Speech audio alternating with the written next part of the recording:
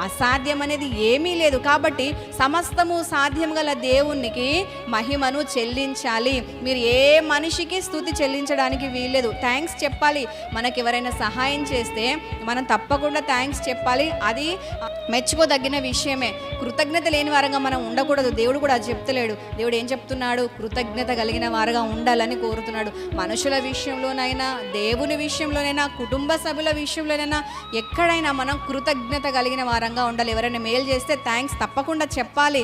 అయితే ముఖ్యంగా స్తుతి మాత్రం, మహిమ మాత్రం ఎవరికి ఇవ్వాలి? మహిమను, దేవుని స్తుతిని మనుషులకు ఇవ్వడానికి వీల్లేదు. ఎవరికి ఇవ్వాలి?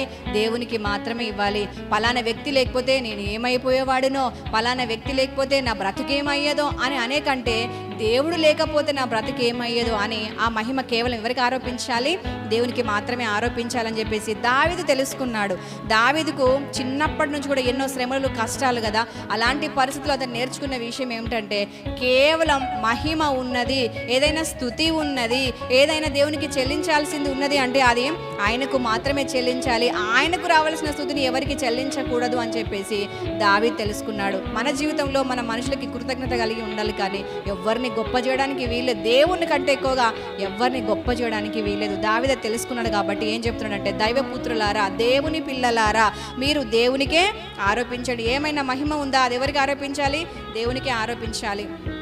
ఒకానొక సందర్భంలో ఒక దూత దేవుని భక్తుడి దగ్గరికి వచ్చి ఏదో విషయం తెలియజేస్తాడు. తెలియజేసిన తర్వాత, అబ్బా దూత, నువ్వు నాకు ఇంత గొప్ప విషయం తెలియజేసినావు అని చెప్పేసి ఆ భక్తుడు ఏం చేస్తాడంటే సాగిలపడి నమస్కారం చేస్తుంటే, వద్దు వద్దు, ఈ మహిమ, ఈ ఘనత అంతా ఎవరికి చెల్లాలి?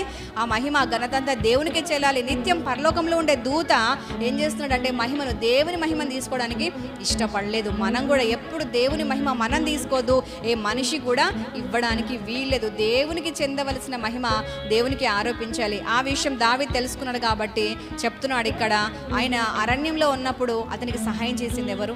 పిలిచిన పలికింది ఎవరు? ఎవరి దగ్గర లేరు, ఎవరు అందుబాటులో లేరు. చాలా పెద్ద ఫ్యామిలీ, జాయింట్ ఫ్యామిలీ కావచ్చు, చాలా పెద్దవారు ఉన్నారు. వాళ్ళ అన్నలైతే ఆర్మీలో సోల్జర్స్, కానీ ఏం చేస్తారు? ఇంటి దగ్గర ఉన్నారు, సైన్యంలో ఉన్నారు. దావీదు దగ్గర ఎవరు లేరు. ఎవరు కాపాడాలి? దేవుడే కదా. అలాగా దేవుడే నన్ను కాపాడినాడు, ఈ మహిమ ఎవరికి చెల్లాలి? దేవునికే చెందాలి అని చెప్పేసి ప్రతి విషయంలో దేవునికి మాత్రమే మహిమ చెల్లించడం నేర్చుకున్నాడు. ఇక్కడ కూడా చెప్తున్నాడు, దేవుని పిల్లలారా, మీరందరూ దేవుణ్ణి మాత్రమే మహిమ పరచాలి. ఎందుకంటే ఆయన మాత్రమే స్తుతి నొంద తగినవాడు. వాక్యం ఏం సెలవిస్తుందంటే, సూర్యోదయం మొదలుకొని సూర్యాస్తమయం వరకు కూడా దేవుని నామం స్తుతి నొంద తగినది. కాబట్టి ఆయనకే ఆరోపించాలి, ఆయనకే మహిమను చెల్లించాలి అని చెప్పేసి వాక్యం సెలవిస్తుంది.